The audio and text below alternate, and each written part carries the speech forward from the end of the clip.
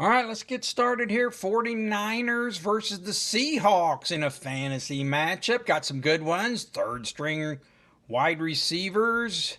How about second ones? Pearshaw versus Cooper Kupp.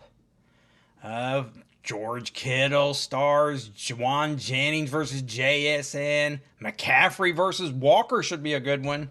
And of course, Brock Purdy. But let's get started way down here at the bottom. Brandon Ayuk. Imagine finding him as the fourth wide receiver down here. Finished 103rd overall last year. Injury concerns, attitude concerns, contract concerns puts him here down at number 4. Going to be on IR probably to start the season. So he's going to start out as wide receiver number 4 for San Francisco. Torrey Horton, a rookie, is going to be Seattle's number 4. Suffered a knee injury halfway through his college last season, or he would have been a higher pick. It's going to probably contribute on special teams early on, but you can see he fell to the 5th round. They have several things he might have been in the high as the 3rd round. Has 6'2", 196 pounds. But for now, he's on the shelf. Probably going to take time to get him going as the 4th stringer. And Ayuk could be back eventually, so I guess we'll go with Brandon Ayuk in the first one. So moving on to the backup quarterbacks, we assign points. Who has the best fantasy option for this year? We've got backup quarterbacks. Mac Jones coming into the 49ers. All right, 37th overall, saw some action. 8 touchdown passes last year, just trying to fit in here with the capable backup in Shanahan's system. Position player wouldn't lose much value if something happened to Purdy, so it's more important for the wide receivers and positional players that maybe they wouldn't lose so much ground if something happened. Meanwhile, over on Seattle, Milroe, rookie, comes in, right? Whoops. Comes in from Alabama. Incredibly raw, but he can do things on the field that only Lamar Jackson can, some of the analysts said there for the team. So he's a rookie, going to be raw. They've spent a 3rd rounder on him. So might take him a while, but if something happens upstream, he might be playing by the end of the year, right? If something would happen to Sam Darnold. And he's no by sure thing by any means. So still got to put, if one of them's going to see some action, I think that we're going to go with the safe bet and pick Mac Jones. Hey, he's been his 5th year now. You can see kind of declining there, it looks like. But, hey, competent, gets into a number 1 offense like San Francisco's, he could do some damage. So we're going to pick him. Moving on to running back number 3. This could be important. With the injuries to number 1s on these teams, Jordan James. San Francisco selected him in the draft, right? Physical running back out of Oregon. 5th rounder, varied skill sets, coming off the bench. Got him up against this Damian Martinez. Comes in from Miami. Most successful rusher in 2025 on short yardage. That's 3 yards or less. He was one of the best power runners last year, getting that first down. Of course, a little crowded in both of these. Got Walker and Zach Charbonnet ahead of him in Seattle. But Seattle's going to run heavy this year. So and we got for Jordan James here, Christian McCaffrey. There's always question marks here lately with him. And so I'm going to go ahead and pick Jordan James. All right. Hey, they drafted him. As you can see, as we move on to running back 2, that I'm with this Garando.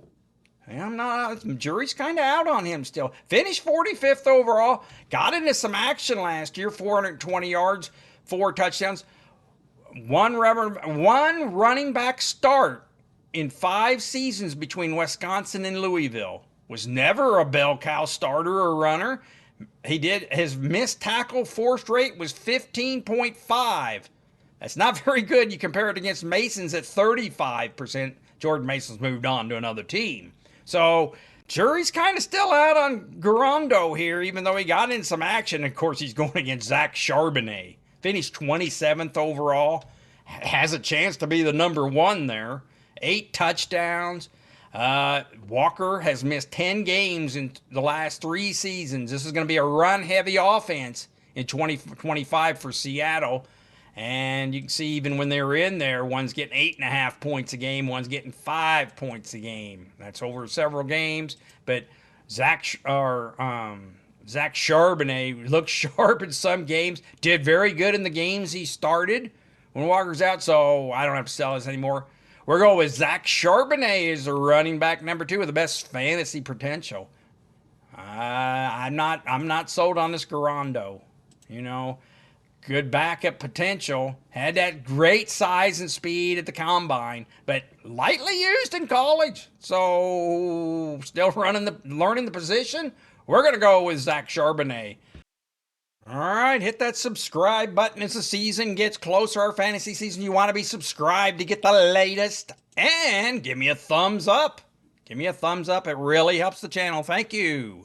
Moving on to, this is wide receiver number 3. This is important on these teams. How about, especially on 49ers when you got Ayuk out till week 8? Who knows? 48th overall last year. 507 yards. Possible 3-game suspension, though, at the beginning. This is Demarcus Robinson. Demarcus Robinson comes over from the Rams, but that 3-game suspension, they knew about this DUI, but they signed him to a 2-year, $9.5 million. He's 30 years old. Spent the last 2, but hey, been productive. Might get called upon early here. All right, got him in number 3. And Pearshaw's been kind of hurt in OTAs and stuff. And Juwan Jennings, yes, we got him as number 1 until everything settles down. But Demarcus Robinson might get some action early. And remember, this is the number 4 team in passing last year. And Brock Purdy has a 4th easiest schedule this year.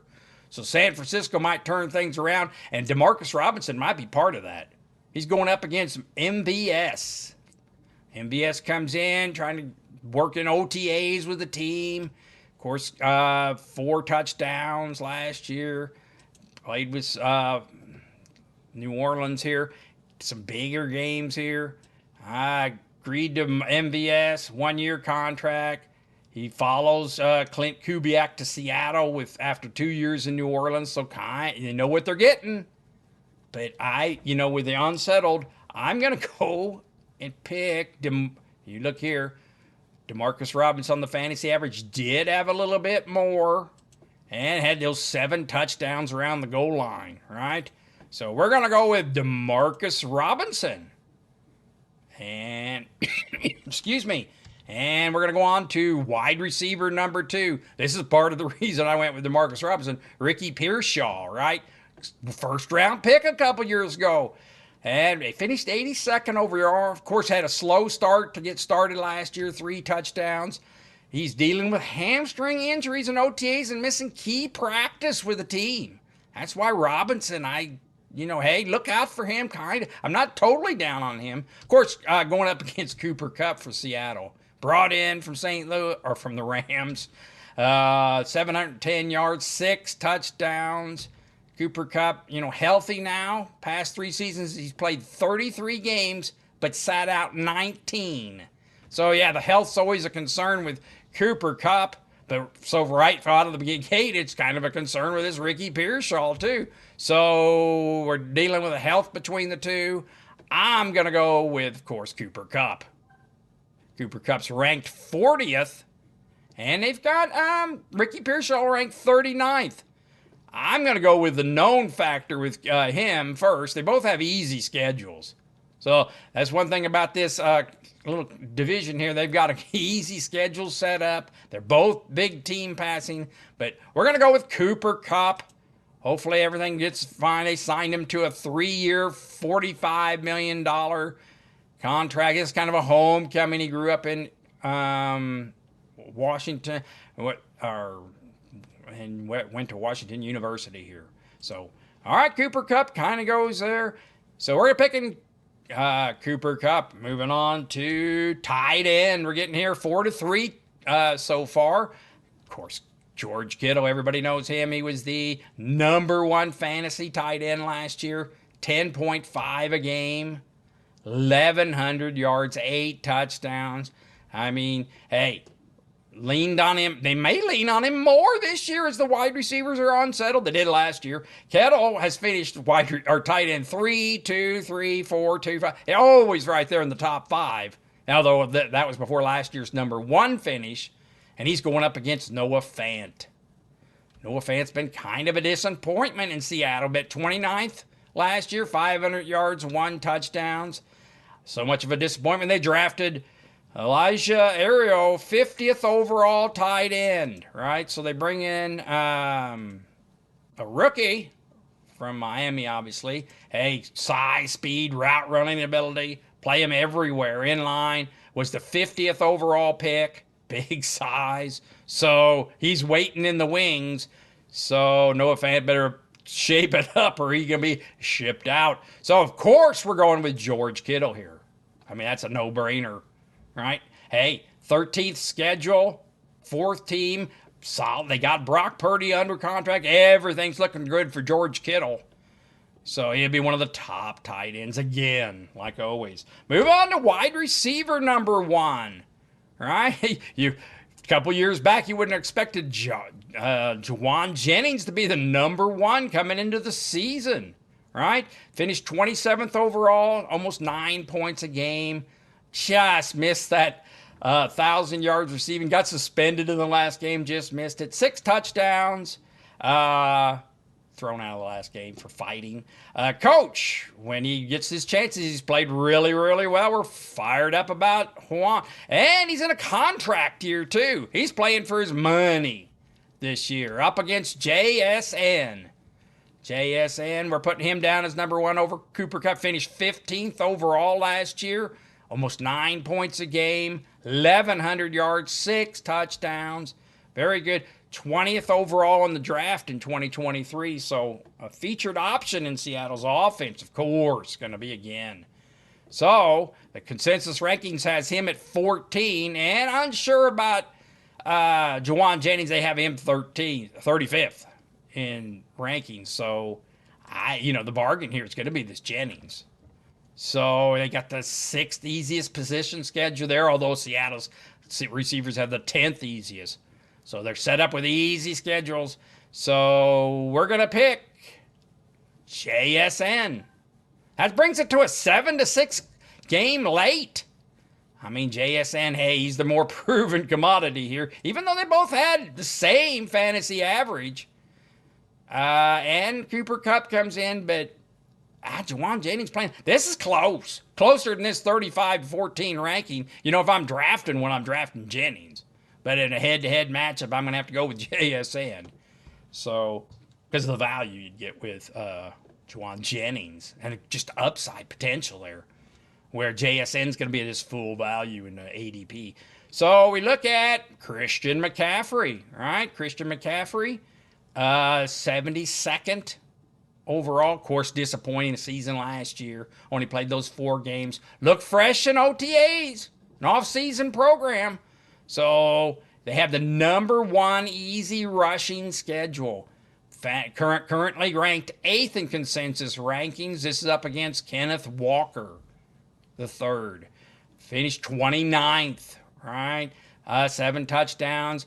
Missed 6 games last year due to an injury and concerns about significant upside when healthy. Yeah, he can play when he's there, but a lot of times he's missing games, right? And good 12-point average. That's great.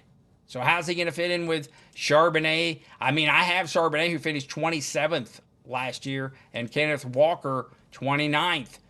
The best, go back to the Jimmy Johnson, best ability is the availability, and Zach Charbonnet's been available more than Kenneth Walker. They're going to a heavy run offense here in Seattle, so this Walker, could end up paying huge dividends if he somehow would stay healthy, and he becomes the guy. So, it's a tough one. I just love that number one position schedule. And, you know, the receiving here, too, for Christian McCaffrey. I'm going to go with Christian McCaffrey. I'll pick him over Kenneth Walker. I just don't trust the injury. Although you could make some hay if you get really good here. If you get Kenneth Walker, he's going 15th in the preseason rankings. Maybe he drops a little bit. You can pick him up, but hey, Christian McCaffrey's the safer bet. We'll go with him. Moving on to the number one, 10-6. We got Brock Purdy going up. Finished 12th overall, 16.2. That's a good average. Had 20 touchdown passing in my top 10, and he comes cheap. Well, he's not too cheap. Right now, he's only ranked 11th, but you might get him cheaper with ADP. He's a great, had some rushing, 323 yards, 5 touchdowns. You compare that to Sam Darnold over here with 1 touchdown and 100 less yards rushing. Sam Darnold comes in ranked 28th. They're going to do a lot more running this year here in Seattle, but Sam Darnold's there, showing up in OTAs, getting practice. They brought him in. Of course, we're looking over the shoulders of this Milrow, right, that we talked about earlier. So, had the 35 touchdowns, looked great. So far, he's been doing good. Oh, no, actually, he's been off to a slow start in OTAs, is what the struggling in OTAs. He better be looking over his shoulder because you got that rookie, and if things go south early, they may go to him.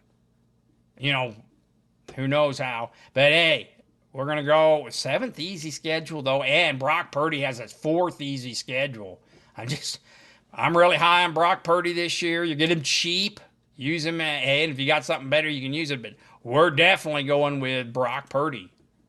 That puts San Francisco, wins it with 14-6. Pretty good outing for San Francisco here. Deeper in fantasy, bench and fantasy positions. So, hey, let's take a look at this.